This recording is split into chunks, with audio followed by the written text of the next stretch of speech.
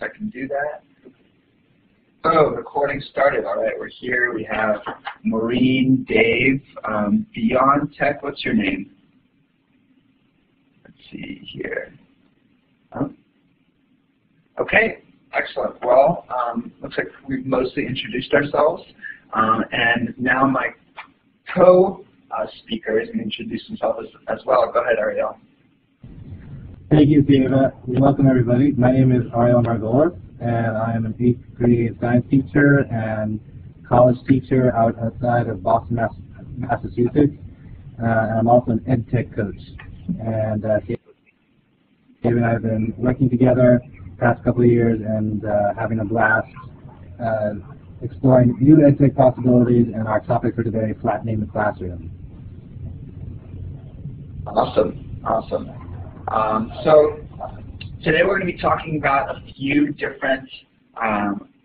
main points. We really want to focus on the main idea of flattening the classroom. This is something that Ariel is doing intensively across his different classrooms, both in college and in his middle school academy. And we'll be using real-life examples to show you about things that are working, technologies that people are using, but also how to get started if you're new at this, and if this is a first step for you. How can you take the first step towards flattening your classroom? How can you become a connected educator? Because at the end of the day, it really starts with you. It's not necessarily about throwing in some technology into your classroom and allowing that to work. It starts with a transformation, a personal transformation. We'll use some examples of people who have undergone this transformation, who've tried new technologies, and see how it works. And finally, we'll actually talk about some tools that both Ariel is using and other teachers as well that are working. So let's move on here. And if for any reason at all, if you guys have a question or anything, I know that you can raise your hand here. You're always welcome to chat. Try to chat into the main. Try to chat into the main area. Maureen is asking about flattening the classroom. Yes, exactly. So flattening the classroom is a form of disruption for the classroom. It's the way that the classroom is being transformed today by leveraging technology and taking yourself beyond the bounds. And we'll talk about that intensely. So obviously, a thank you to sponsors, Blackboard, Collaborate, the Learning Revolution Project, and Steve, of course, for moderating today. Really appreciate that. So let's see here. Let's go to the map for a second. I know there's just a couple of us in here, but let's go through this little exercise. What you can do is you can grab a little sun or a thumbs up sign, and you can place it to where you are in the world. So I'm in sunny California. All right. Looks like we have people from all over the states, which is awesome. And I'm sure we'll get a lot more people listening to the recording from around the world. So let's make this an awesome session.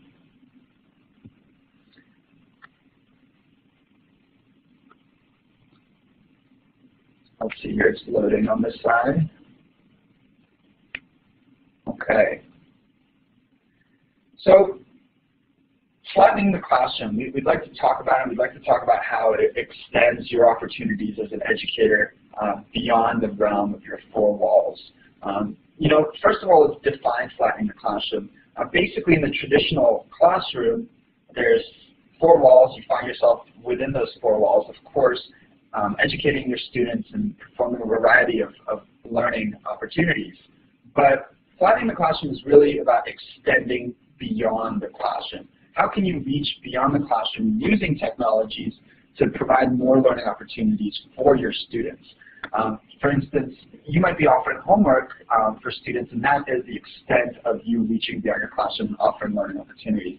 But how can you really reach out, and if you're learning about Japan, maybe connect to a Japanese classroom and get a real-life experience? There's so many opportunities out there. We'll give you a couple examples in a second, but just to give you a little background on Ariel and I, the way we met, actually, I'm based in California, he's based in Boston, and we're worlds apart, and we might have never connected before. But we're both on social media, we both blog, and that's actually how we connected over the topic of disrupting the classroom and using technology to advance learning. So we connected over Twitter, we tweeted at each other for a little while, I read his blog, and I really liked his writings. And then, we decided that we'd get together and talk about our experiences and share that with the world. So these are amazing opportunities, and this isn't just a one-off case. This happens everywhere. These are amazing opportunities that you can take hold of, and we'll show you how to do that yourself as well. So moving on here to slide 3, this is the dreadful picture that some people may have pictured. I'm sure many people have pictured when we talk about using technology in education. What we see here are students sitting very drone-like in front of computers, and computers almost like a fire hose of information or knowledge at the student. Maybe they're doing assessment tests or something like that. And what we're learning very quickly, and we're seeing this everywhere across the industry, is that learning doesn't happen like this. People could have assumed this already, but we're finally getting empirical evidence that shows that this is not a sustainable model. And what really happens is learning happens through collaboration, learning happens through peer-to-peer interaction, and the teacher is really a useful part of the classroom that cannot be replaced, and technology can be merely used to enhance the classroom. So we're actually going to go on and look at how technology is working in the classroom and how teachers are expanding their reach. And Ariel is going to talk to you about his experiences and some of the examples that he has. Thanks, Sieva. So I described my classroom theoretically as it's a mastery, personalized, individualized, flipped, project-based learning. And I would come up with an acronym, but there are too many consonants. Basically, it looks like organized chaos or a Google Workplace. Students each have their own individualized roadmap where they are selecting the topics that they want to study, and they are forming groups and individual projects, and they are also deciding how they want to go about studying. I give them a roadmap with specific goals in place, and they are then choosing the topics, choosing the activities that they want to do, choosing the ability to decide on what they want to study. And as you can see in the pictures of my students, some of them are standing in groups, some of them are sitting on the floor, they're in certain groups, some are working individually, some are working in groups. And the most exciting thing as we're talking about flattening the classroom is the connections and the collaboration that's occurring within the classroom and also outside the classroom. One of the biggest pieces and most exciting projects that we do is my students collaborate on a science project with 9th graders from our sister school in Haifa in Israel. And we do that by using certain technologies that we'll talk about, some as simple as Google Hangout, and we'll talk about those later. But they focus on a particular topic, and they study together across the ocean. And technology allows both the teachers from my school and from the school in Haifa to collaborate, as well as the students to collaborate as well. And most recently, I've also had students collaborate with scientists. They have scientist mentors helping them with their science fair projects, and also marketing experts who worked with each science fair team to present their science fair project in the most effective manner. And all of this is possible because you're able to have the technology, and you also have to have the ability to take risks. And we're going to talk a little bit about that later on, is what do you need in order to start to flatten your classroom and to break those walls down. So that's phenomenal. That's an amazing example of flattening the classroom, using technology to extend beyond the 4 walls. Here you see students performing fairly what you would consider normal activities in the class. There's nothing special necessarily happening. They're not all sitting in front of computers. But Ariel is able to connect Israel and his classroom, and this has never before been possible. And you can do this for free, for no money at all. You can provide this amazing experience, this cultural integration, eye-opening experience for your students. It brews a ton of questions and interest from all of your students, of course, and we've heard great responses. Bringing it closer to home, so what I do is I do these education interviews with ed tech leaders across the U.S. And one of the interviews that I had, one second, my slide 5 was. So one of the interviews that I did was with Thomas Murray. He's very well known. He's very well known in the education space. He's an edtech blogger, and he's really pushing the limits of using technology in his classroom. And basically what he did was he organized a cross-state debate between a school in Trenton, New Jersey, and Philadelphia, his own school in Philadelphia, using Google Hangout. Pretty straightforward concept, right? You know, his students were having debates with students from down the hall, and after a certain time it just gets boring, you kind of get tired of it. But how do you spice it up? He connected the two classrooms through Google Hangout. There was a much higher level of preparation, of intensity from the students. They were much more enthusiastic to win because there was almost like a patriotic element of protecting their own state and winning the debate. And that was really exciting for him to see. They got 3 top ed tech individuals from around the U.S. One of them was Will Richardson. He's written multiple books on the space, and he was able to judge. He could just stay at home and be one of the judges for this awesome debate that was going on across states. So he was able to connect 2 classrooms. He was able to bring in well-known individuals from around the space, and all of this didn't take him too much time, too much effort. Normally, you know, you'd have to fly people over, do all of these extravagant things to make this happen. But now, you can connect with the school down the block. You don't have to do a field trip. You don't need to get a bus. You can bring them into your classroom using something like Google Hangout. Other opportunities on smaller scale, you know, we've heard of classrooms that might be learning about French culture, French history, and they're able to follow the Twitter of the current French president, maybe even tweet at him and get a response. This is obviously an opportunity that wasn't available not too long ago. When could you ever reach out to somebody that you're interested in and maybe get a response, maybe get a link of something that they're interested in, maybe and really just follow their day-to-day activities.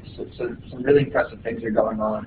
And finally, just to mention something else that one of our educators is doing is he's doing what he calls virtual field trips. So your kids go on a field trip to maybe a museum or something, and they have a tweet, chat, basically a hashtag, maybe the name of your school, museum, hashtag, and that way parents can follow, the principal can follow, people at school can follow what's going on, what's generating interest, what are some of the thoughts and comments of these students, really providing a platform for people who want to be engaged to be engaged at any time and as much as they want.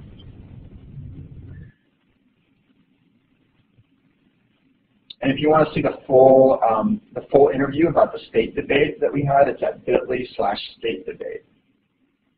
So, Sieva, can I just the next question? Yes, absolutely. Thank you. So Maureen asked a great question. What are the clues that the chaos is constructive? And that's a great question.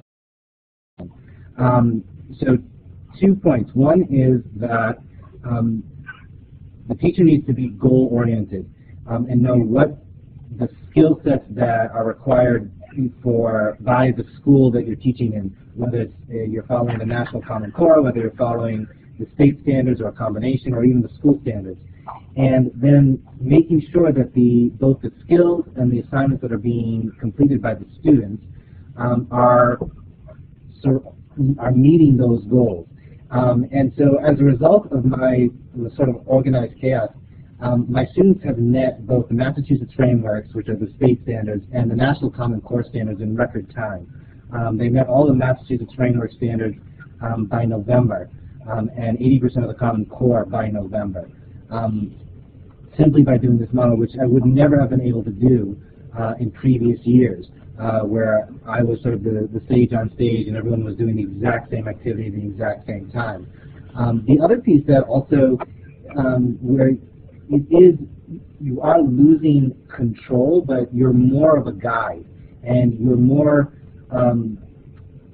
as a guide in terms of helping your students meet those particular goals, meeting their interests, helping them develop their own personalized learning networks, or PLNs, to become global citizens. And as a result, there's a lack of isolation in the classroom. And both you and the students are on a journey together learning, where instead of you being the one with the knowledge and teaching the skill sets, they are learning the skills by exploring themselves, and you're guiding them, helping them to hone in on those skills that they need in order to be successful learners, not just in the current class, but also in next year's class and in beyond. Definitely. There's definitely some time of personal learning, some time of personally being able to disconnect and kind of let go in some areas and really make sure that you're focusing on the goal and that you're moving towards the same direction, but also keep your eyes open for these new learning opportunities because they will happen and they'll happen naturally. And you know, as Ariel said, it's kind of your goal to be the person who guides it in the right direction. Is that right, Ariel?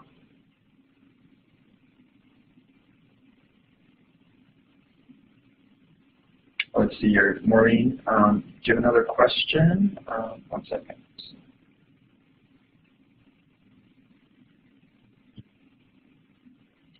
Okay, so Ariel, do you want to answer that? Maureen's second question is, would you say this is internally motivated, or do we want to talk about that a little later? Did we lose Ariel?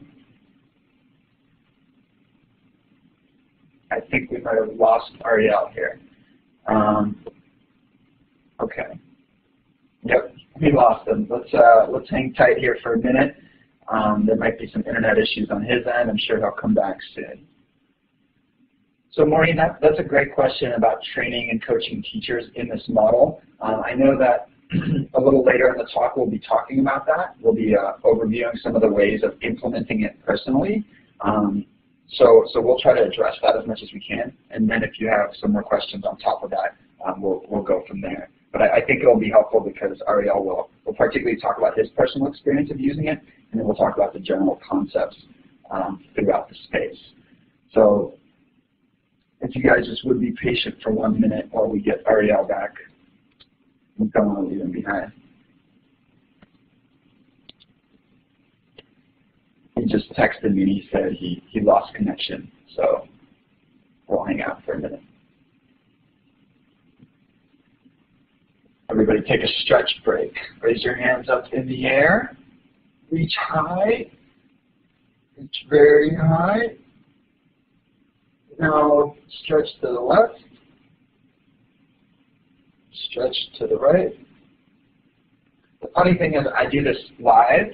When we have conferences or presentations, we'll do a stretch with the crowd. I can't tell if anybody else is doing it, but hopefully somebody's out there stretching. It's good for you. Okay.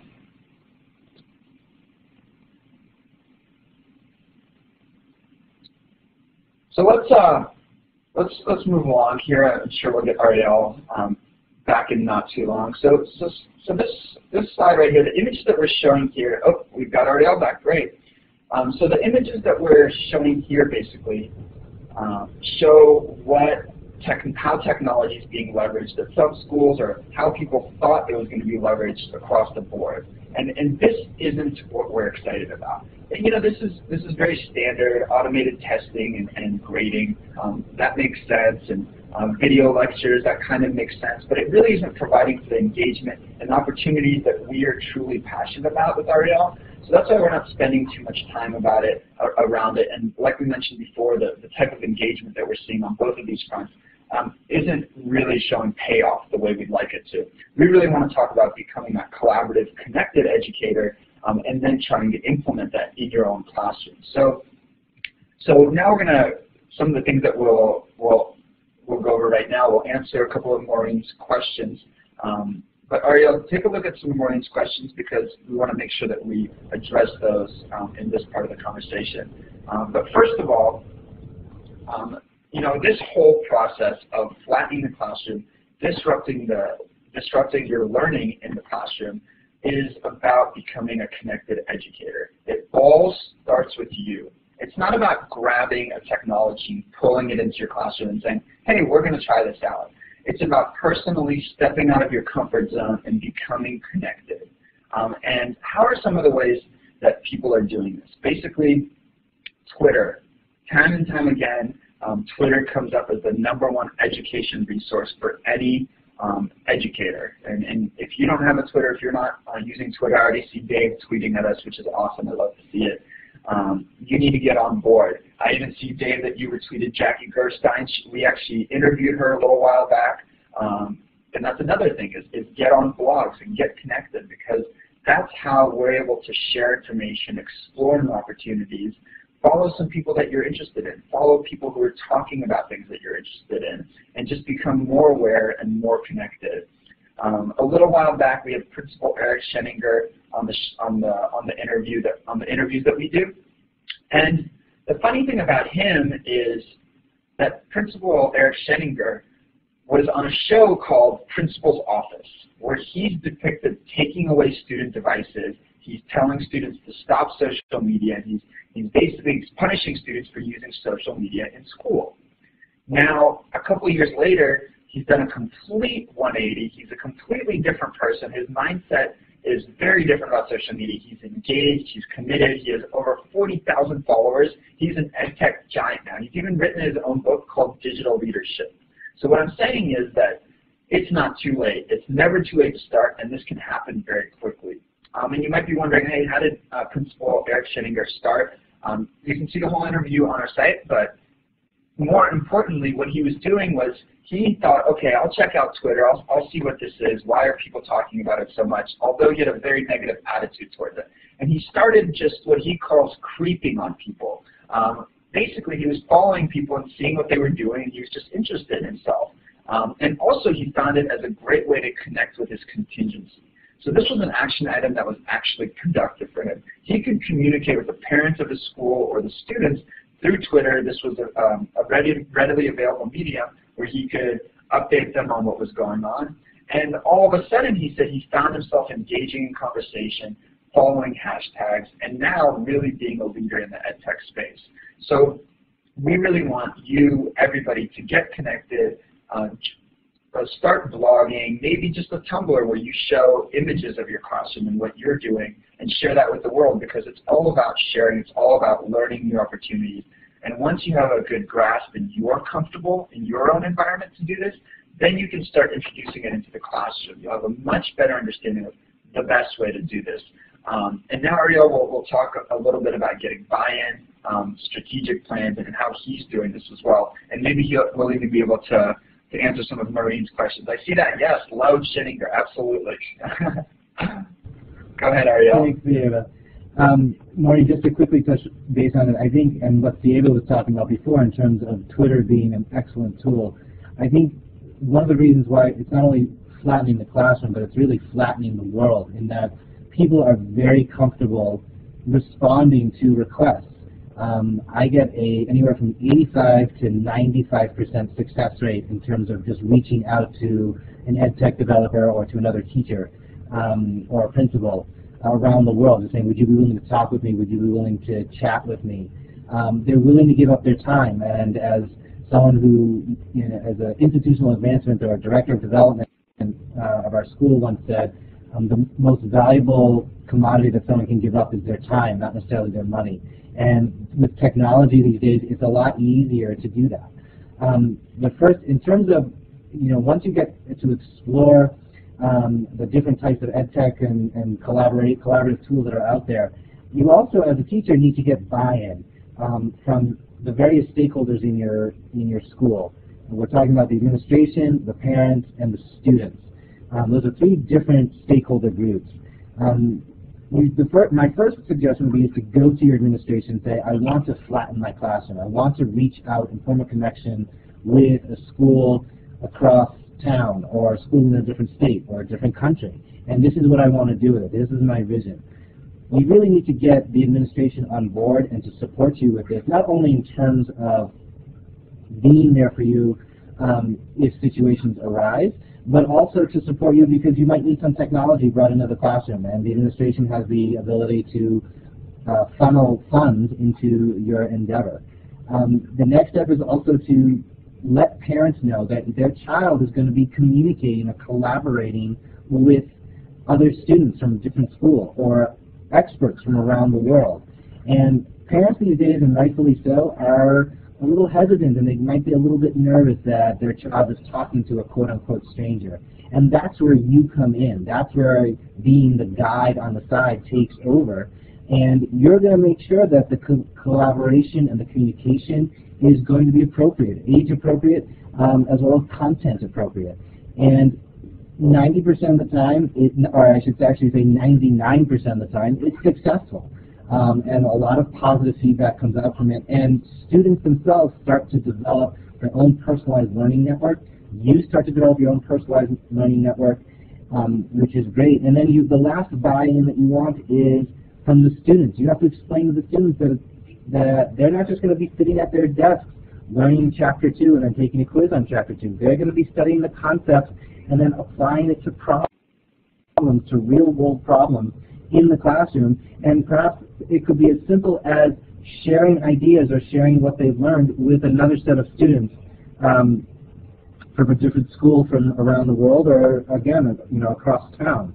And once you get the buy-in, one of the ways that I sort of get buy-in from my students, both my college grad students and my 8th graders, is I tell them that they're my guinea pigs. And we're going to try this new ed tech system, or we're going to try this new collaborative process with this school or with this expert. And we're going to see how it goes, and we're going to reflect on it. And it may go smoothly, it may not, and you want to reflect on it, and you want to be able to improve upon it. So you really want to get buy-in. Buy-in is really important. And finally, you want to set up goals and a strategic plan, not just for your class, but also for yourself as an educator, and as also someone who's now become a learner. You want to know how many times do you want to collaborate during the year? Do you want to do it once a year? Do you want to do it regularly? What are your goals with the collaboration? Is it to share knowledge? Is it to work on a project? Is it to improve practice? Is it to teach a set of skills? One of the things that I try and teach my students is how to actually communicate with people from the outside world. Students these days, and I'm sure you might know, that they hate talking on the phone. For whatever reason, they will not talk on the phone. They would much rather text or Skype or Google Hangout. But teaching those skills, reaching out, how to communicate, that you always have a capital I when you're using it as a pronoun in an email when you're reaching out to someone, that's an important skill that they need, and it's a great way to share that by using a collaborative process. You might also want to get an IT coach, an instructional technology coach. You might have one in your school, or there might be one in the school district. Again, Twitter is also a great way. There are many people, especially those attending this Learning Revolution conference, who are instructional technologists. Dave, I think you said you were one, if I remember correctly. And you're able to help teachers bring these technologies in, bring these collaborative opportunities in, and also help set goals so that you can help flatten your classroom.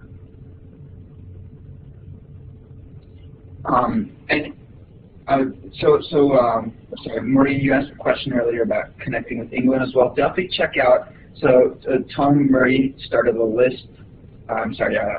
Google spreadsheet called the Official EdTech Chat List. To access it, you can go down here. You'll see a link, bit.ly/official chat list. Definitely go there. Basically, it's a list of all of the official EdTech chats that are going on around the world at any given time. It tells you what day of the week it will be, and it tells you what the hashtag will be.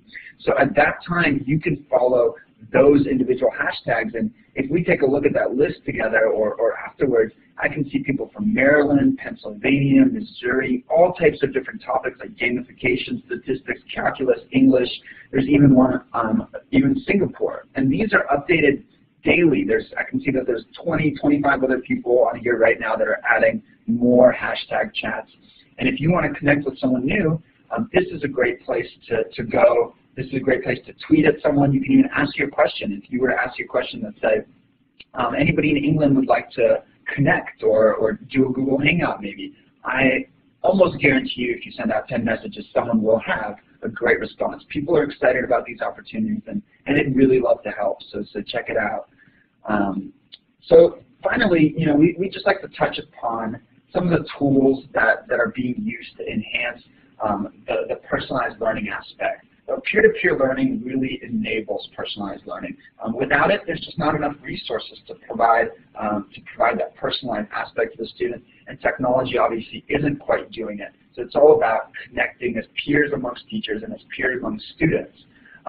You know, some of the tools that I would suggest, some of the tools that I've seen from doing the interviews with our EdTech leaders is, again, I have to say it again, I know it's the third time, but third time's a charm, Twitter.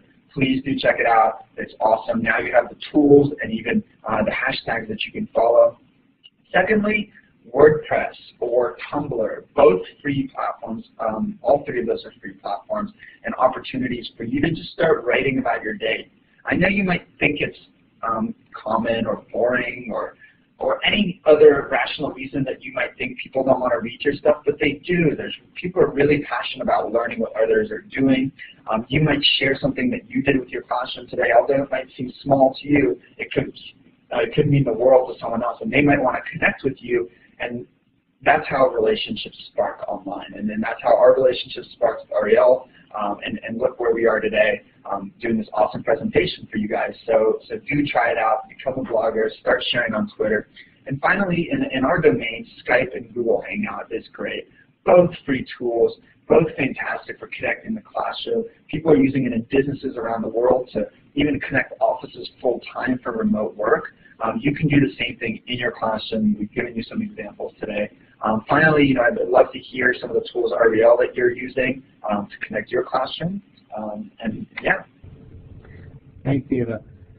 So I will also talk from the other end, because Sieva is the CEO of an EdTech company, and I will say, as a teacher who wants to bring technology into the classroom, the EdTech developers out there, just like Sieva, they are hungering to get into your classrooms. So if you see a new type of technology that's out there, and you start to follow blogs, and you start to follow different networks like the Flip Network or Learning Revolution, and you start to see new technologies, reach out to them and you say, I'm a teacher and I'm interested in seeing how your technology would fit with my students. They are more than happy to work with you, and you know, a lot of the time they will let you test out the software for free, or let you use it for free. And it's also a way for them to market themselves, because then you start to talk about it amongst your colleagues and you start to present about it, and then other teachers start signing up and using the software, and start, you know, purchasing the software for their schools or for their districts. And it's a great opportunity. It's also a great way to expand your personalized learning network. Some of the tools that I use in my classroom with my 8th graders, definitely Google Hangout. I also use a Study Suits feature, which is the ability to upload any text and in a PDF format, and students can then annotate it. So just imagine, instead of having a hard copy of a science textbook or a manuscript or any type of literature, the PDF can be uploaded, students can annotate it and look up definitions, they can write notes on it, and because we're talking about flattening the classroom, there's a collaborative space that's embedded into the notes called a hack space. Is that right, Sieva? What was that last word you used? Hack space, is that right? Hackpad, yeah, exactly. Live collaboration embedded in Study Soup. Some very cool functionality that they'll be able to bring to the tools. Go ahead, Ariel. That's a couple of tools that my students are using. There are tons of opportunities out there for teachers like yourselves to be able to connect with these EdTech companies. And what's great is they actually want to hear how you're going to use the technology and how to enhance their technology. It's better than a customer service. They want to actually improve it, and then you actually get to collaborate with them on designing the software or the program to make it fit not only for your classroom, but I guarantee you that what you want is what many other teachers want as well. And so it's improving their technologies. And so you start to envision how you're going to use this certain type of technology. I work with and consult with several EdTech companies and are bringing the technologies into the classrooms and into other classrooms and working with other teachers. And it's a fantastic opportunity. With my college grad students, we're using StudySoup. We're also using Google Hangouts, and they're also using a collaborative infographic board making or storyboard making. It's called Storyboard That, and they're able to create 3D digital storyboards of the assignments that they're doing. And what's interesting is that the college grad students are a lot more resistant and hesitant to try out new technologies, and I think that's just because of years of the education system saying, this is what you need to do and this is how you need to do it, whereas education is slowly moving away from that and allowing the personalized, individualized learning and allowing kids to show what they know using their strengths and using different technologies, all ending up in the same place. So it's a fantastic opportunity. Dave, it's called Storyboard That, T-H-A-T. And I'm happy to share other types of technologies on my webpage. I have a list of almost 250 different types of technologies that are used. A lot of them are collaborative, some are individualized, but I'm happy to share that as well. So, as kind of a concluding note, our goal here is to really create a more connected learning environment. To start with you, the educator, to explore the new opportunities, get connected, and bring some of those into your classroom. It can be very intensive, almost what Ariel is doing. He's really pushing the forefront of EdTech. Or just take a small step. Have your students try Twitter, or maybe do one Skype session. It could really be an eye-opening opportunity. It could spark something really awesome in your classroom, or even across your whole school. And I can't emphasize this enough. How we talk to countless teachers who are absolutely fired up. It's almost like a new life is breathed into them after they start using these types of technologies to flatten their classroom, open up opportunities. Jackie Gerstein is one of the people that communicated this to us. She said, after a while, after working many years in education, it could feel almost a little stagnating, but these new opportunities allow you to reach beyond, really constantly innovate, constantly learn, and provide those opportunities to your students. Just to give you guys, I know Ariel mentioned StudySoup in passing, just to give you guys a little background on StudySoup. It's a peer-to-peer, what we call a peer-to-peer marketplace, an opportunity for educators and students to upload and share resources with each other, so it's a collaborative environment. And we also provide PDF annotation tools. So I know Dave asked about that, but if you want to upload PDFs and materials that you guys want to use in your class, you can do that, and the system will process it, and there's annotation and collaboration tools, and I'm always happy to talk about that. Ariel, is there anything you wanted to touch upon before we went into the questions? Just to sum up that, I think with any type of change that you're going to put into your classroom, or any type of change you're going to try and implement in your school, make sure that you're comfortable taking the risk. And you got to take that first step, and that it's okay to make a mistake. Some of the things that we see in our students in terms of their hesitancy, and I try and teach that the students are not that a mistake is not a negative piece. The mistake is a learning opportunity, and you can go from good to great based on a mistake, based on something that didn't turn out the way that you exactly wanted, because you can improve upon it, and that's a real core of the learning. And I think it's one of the benefits of flattening the classroom, that you can learn from all these people out here who are experts, who are willing to share and give their time and their expertise and allow you to play with their curriculum, their lesson plans, the software, and it's a fantastic time of teaching. It's almost like a renaissance period in education right now. And it's really exciting times, and take advantage of it. Absolutely, really exciting times. I have to repeat that. That is the truth. So we wanted to finish. I know we covered a lot of really good questions from the audience already. Just wanted to finish on a couple questions for you. Do you have any examples of where you're using tools to flatten your classroom? Also, what are the stumbling blocks that you've encountered? We're happy to chat about those. You can also put them in the chat. I'm going to try to if you raise your hand, actually, we'll wait a couple minutes. If you raise your hand right now, I'll select you so you can speak. I think that's the way it works. And or feel free to just write it into the chat window. Have you tried any tools to flatten your classroom? what are some of the stumbling blocks you've encountered?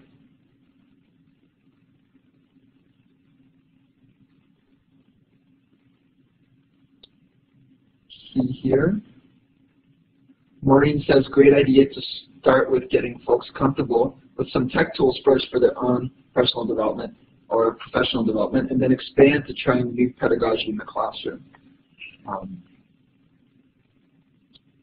We'll wait another minute here to see if there's any other questions that arise, or maybe even responses to the questions that we submitted. And other than that, you know, we strongly suggest that you reach out to myself at Sieva Kozinsky, that's on Twitter, or to Ariel at Ariel Margolis, it's listed right here. Reach out to us on Twitter, tweet at us, say hi. If you have any questions, well, I'm sure we have a ton of resources that we haven't had the opportunity to share in the time block that we have today. You can also email me at info@studysuit.com. Just write in the subject line Learning Revolution, and it'll definitely find me. I promise I'll respond. Other than that, I don't see any more questions in here, so I think we'll wrap up for today. And yeah, everybody have a fantastic day, and thank you so much for participating today. Thank you, everyone. Thank you, Sieva.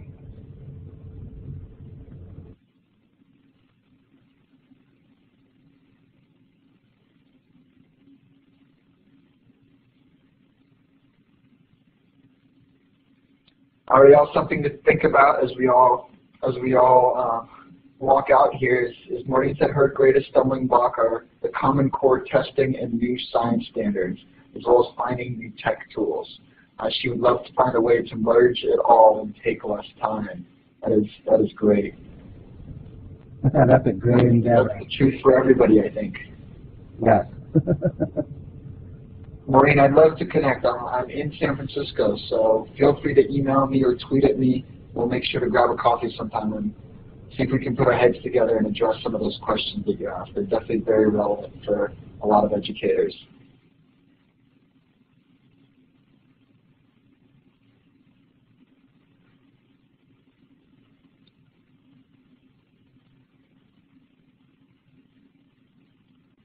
Okay.